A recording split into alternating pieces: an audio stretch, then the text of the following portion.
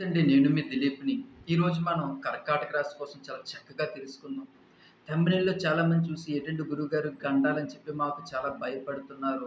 అంటే ఇది భయపెట్టడానికి కాదు. మీకు అందరికీ తెలిసిందే కర్కాటక రాశి వారికి మే నెల, అలాగే మే, జూన్, జూలై మనకి ఇలా ప్రతి నెలలో కూడా అంటే మే 20వ తారీఖు నుంచి కూడా మన లైఫ్‌లో చాలా అద్భుతంగా జరుగుతుంటది.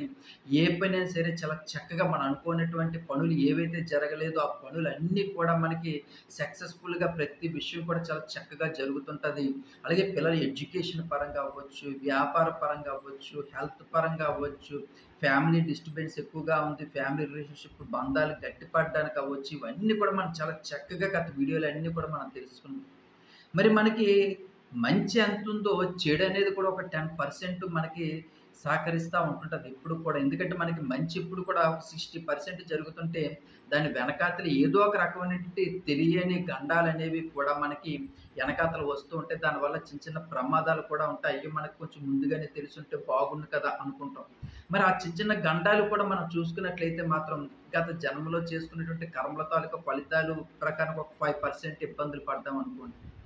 లేదు. ఇప్పుడున్నటువంటి జాతక గ్రహాల తాలూకా ప్రభావంతోటి ఒక 5% నీచ స్థితిలో ఉండడం వల్ల ఒక 5% మనం కొంచెం ఈ గండాల్లో ఉన్నాయనుకోండి. మిగతా 90% మనకి ఏదైనా గోస గాని, నరదిష్టి గాని, ఒకళ్ళు మన మీద ఏడుపు వల్ల కూడా ఎక్కువగా కూడా కర్కట రాశి వాళ్ళకి దెబ్బల మీద దెబ్బలు పడుతూ ఉంటాయి. దీని వలన గృహాలు కోల్పోవడం, ఆస్తులు కోల్పోవడం, మరీ ముఖ్యంగా ప్రాణాల మీదకి తెచ్చుకోవడం, హెల్త్ ప్రాబ్లమ్స్, యాక్సిడెంట్లు ఇలాంటి రకరకాలైనటువంటి సంఘటనలు కర్కాటక రాశి వారికి జరుగుతా ఉంటుంటాయి.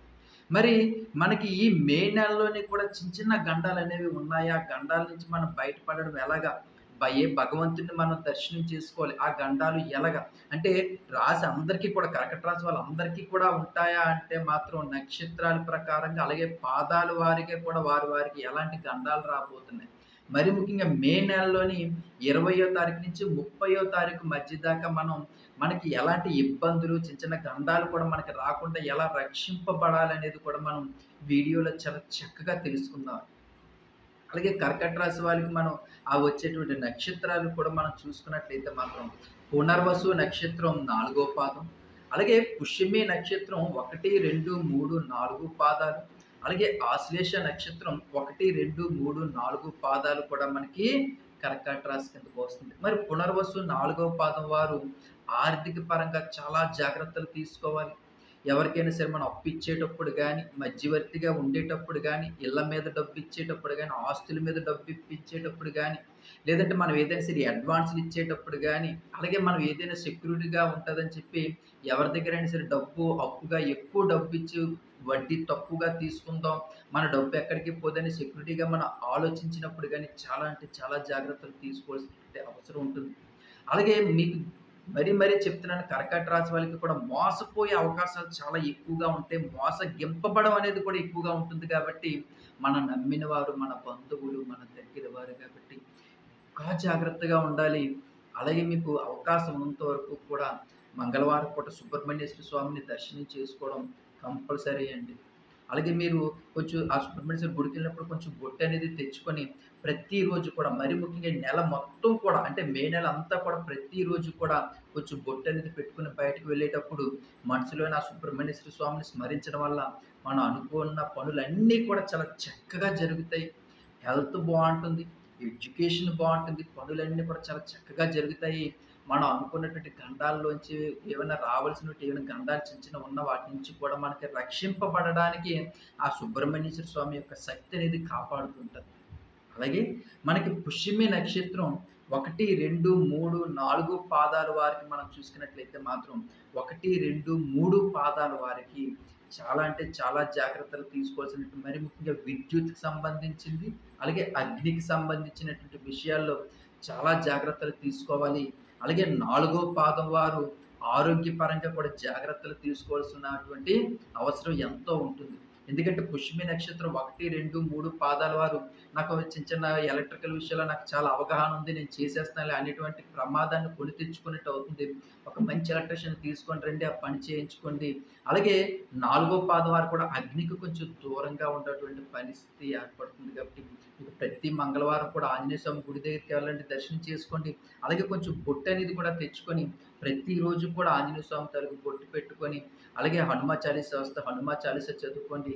రాని పక్షంలో శ్రీరామ, శ్రీరామ, శ్రీరామ అని మనసులో అనుకొని, ఉదయాన్నే లేచి హనుమంతుని యొక్క ఆశీర్వాదం తీసుకొని మనసులో అతని నామాన్ని జపిస్తూ, మనం బయటికి వెళ్ళేటప్పుడు అలాగే అతను కొంచెం తిలకం బొట్టుని మనం కొంచెం పెట్టుకొని, మన పనులన్నీ కూడా చక్కగా చేసుకున్నట్లయితే ఇటు ఆరోగ్యం, ఈ నరఘోష, నరదిష్టి, అలాగే పిల్లల ఎడ్యుకేషను, మన ఆర్థిక వృద్ధి అన్నీ కూడా చాలా చక్కగా ఉంటాయి. మనశ్శాంతంగా మనకి మే నెల అంతా కూడా చాలా చక్కగా ఉంటుంది.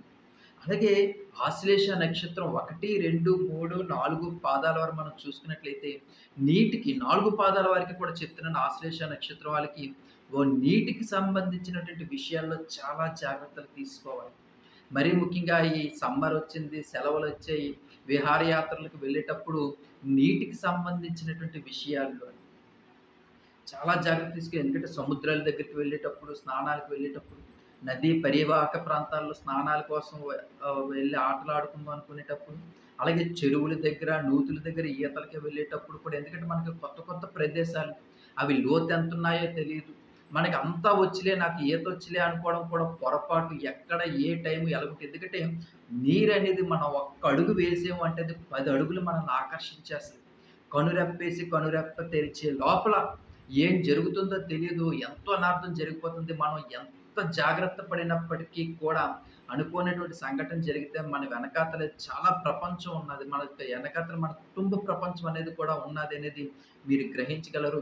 అలాగే మీరు మరీ ముఖ్యంగా బయటకు వెళ్ళేటప్పుడు ఆశ్లేష నక్షత్రం వాళ్ళు దుర్గాదేవిని స్మరిస్తూ ఉంటండి ప్రతిసారి కూడా. అలాగే దుర్గాదేవి బొట్టు పెట్టుకోవడం, ఇంట్లో కూడా దీపధూప నైవేద్యాలు చేసుకోవడం వల్ల కూడా మనం ఇలాంటి గండాల్లోంచి బయటపడడానికి కూడా చాలా చక్కగా అవకాశం ఉంటుంది.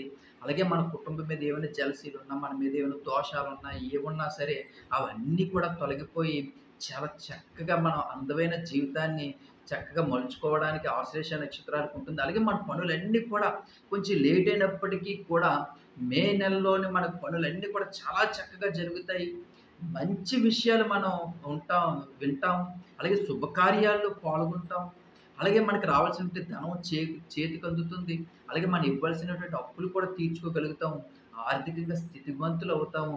అలాగే మనకి ఆశ్లేష నక్షత్రం అవ్వచ్చు, పుష్యమి నక్షత్రం అవ్వచ్చు, పునర్వసు నక్షత్రం వాళ్ళకి, ఈ కర్కాటక రాశి వాళ్ళందరికీ కూడా ఈ ఈ మే తర్వాత ఇల్లు కొనుక్కోవడం గానీ, వాహనం కొనుక్కోవడం గానీ, లేదంటే మనం ఏదైనా సరే కొత్తగా ఇన్వెస్ట్‌మెంట్స్ చేయడం గానీ, లేదంటే ఒక మంచి బిజినెస్ అనేది స్టార్ట్ చేయడం గానీ, చాలా బావుంటుంది. ఫ్యామిలీ రిలేషన్‌షిప్ కూడా చాలా బావుంటుంది. పిల్లల ఎడ్యుకేషన్ బావుంటుంది. వాళ్ళు అనుకున్నటువంటి మార్కులు, సీట్లు సాధించగలుగుతారు.